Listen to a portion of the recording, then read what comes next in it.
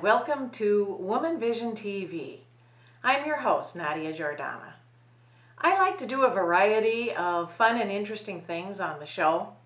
Frequently, that means I'll be talking with one of the extraordinary women that I've met in my travels. Other times, I might take you to the kitchen and we'll cook up something healthy that you might like to try too. Then again, I might do something completely different.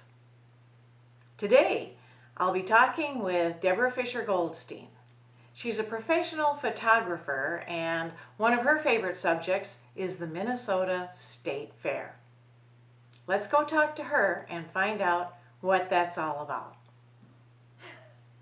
Hi, Debra. It's so good to have you on the show. I know how busy you are. I'm glad you came by the studio. Thank you, Nadia. I know how busy you are. Thank you for having me. It's a pleasure to be here. Well, why don't you start and give us some background on when and how this passion for the Minnesota State Fair got started? Sure, thank you for asking. I think it was about 18, 20 years ago when I moved to the Twin Cities. I'm not originally from here, and I learned about this great Minnesota get-together, and that it was here. Where I grew up in Ohio, it was in Columbus, which was far, far away, so I didn't have the chance. I loved our local county fair, but I'd never been to such a big event. And I went and I was just overwhelmed with all the sounds and the sensations and the people, and I started to see that the young kids, the 4-H kids, this may sound a little odd, they sort of resembled their cows a little bit. I don't mean that in a negative way, but like the fawn-colored cows, the kid had fawn-colored hair, and the red cows, the young girl had red hair, and I thought, oh my God, kids look like they're cattle. And I started taking photos of it, and I got the photos back. This was days of film, and they looked awful. They didn't convey at all what I was trying to capture. So I said, I gotta learn to do this better. So the love of photography and the love of the State Fair sort of came along at the same time. I took every class I could find around here, and then some workshops in other parts of the country as well, which I'm so lucky I was able to do. So each year the State Fair has been sort of my practice ground to keep getting better and better with my photography, with something that I love to share. So I specialize in those colorful moments, the patterns, behind the scenes, the ironic moments, some iconic moments, peculiar moments, and I call it Beyond the Stick. I love that. And you know, there must be some interesting stories through your experiences over the years. Could you share a couple of interesting stories with us? Well, let's see here. There was one where I go a couple days before the fair because I love to shoot the construction of the fair. It's one giant construction zone, and I have special permission, thank you to the fair, to be able to do this.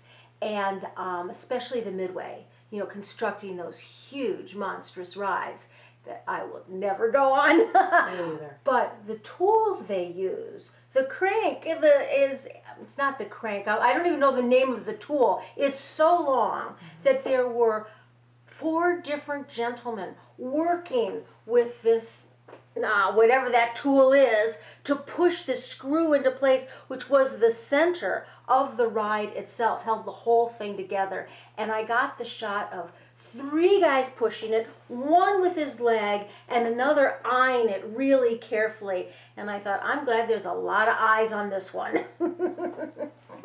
I'd agree with you. I know. And that was just a low ride. I want to know everything is safe. Yeah, exactly. Very safe. They are very safe. I've watched them. I've gotten to know these wonderful men and women who work on the midway and travel from fair to fair, and I photograph them and bring photos back to them several days into the fair, and it gives me such joy to see, like, they'll say thank you, and then I'll walk away and I'll look back and I see them sharing it with their fellow ride workers, and they love seeing these pictures.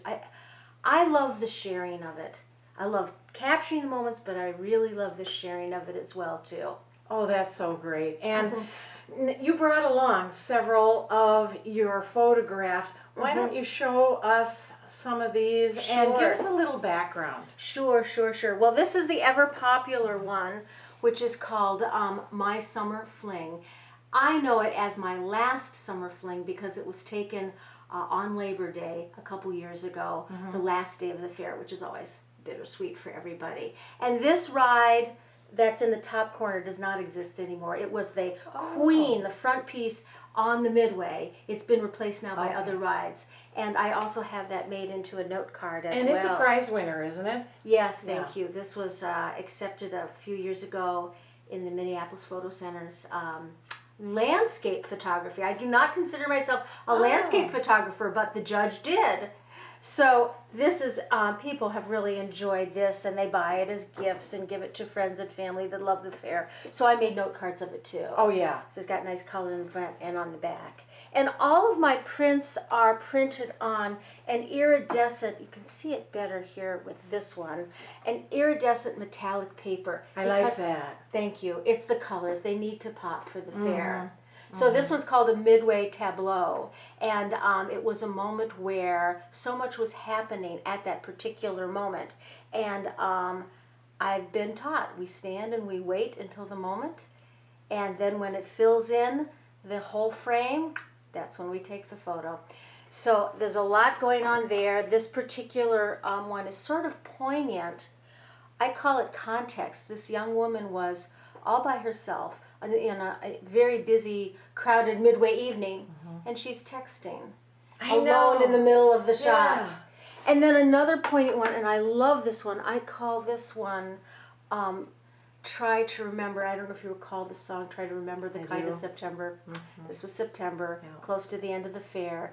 And it's just, the Wonder Bar is an old ice cream bar that I'm told grandparents and great-grandparents remember. Oh, okay. And here was just a sweet moment with the sun setting. I waited till the sun hit the right spot. I waited till the people were were positioned in the right position, and caught a moment in time of the Wonder Bar. That's the skill of it. Oh, thank you. And then we have the Haunted House. This one and the My Summer Fling will be available at the Minnesota State Fair Foundation's annual fundraiser, August 15th. I donate, they ask me every year, which is, I'm honored, and I'm glad to donate some prints to raise money for the foundation. This is the Haunted House, which has two titles. One is I'm Haunted by It Still, or It Haunts Me Still, and the other is Crazy for You. Crazy. I like it. Yeah. And then for our fun, peculiar, ironic moments, this was a calendar I made several years ago. We have our nuns. Everyone loves the nuns. Everyone loves the nuns, and they're not eating Pronto Pups. I walked up to them and I said, "How do you like your Pronto Pups?" And one of them scolded me. She said, "It's not a Pronto Pup. It's deep fried corn on the cob." Oh. I was like, "Oh, I'm sorry." But I sensed that they liked fried food. They were sort of excited about that. So I said, "Well, have you tried the deep fried candy bars?" And they go, "Where are they? Where are they?" And off they rushed. So the nuns have been a very popular. I've made this into a mug. I have it as a print and a calendar. So it's a great one. Thank you. Well, thanks for asking. And then this last one, shall I show one more? Yeah, go ahead. This is an interesting one from last year. This was taken in the bazaar. I call it The Emperor's New Clothes, because I caught a woman trying on clothes, not realizing that I was capturing her, and also that what was reflected in the mirror from my vantage point was not her trying on the dress, but a naked mannequin. And this is one of those, again, where there's a lot going on in the frame. There's a lot. It fills the frame. Yeah. And it's just one of those odd, peculiar, wonderful moments at the State Fair that are everywhere. And humorous. Yes. Thank you. So yes, there's poignant, there's humorous, there's sort of a little in everything that it captured there, but it's one big playground. It really is. And now, where can people get a hold of you, or how can they get a hold of you if they want to? Well, you can try to find me at the fair. Yes, they should be looking for you. My husband Harvey said to me, "Why don't you make an offer? If you find Debra at the fair, you can get a free print." I'll be watching for you. I'm the little one with two cameras hanging over me.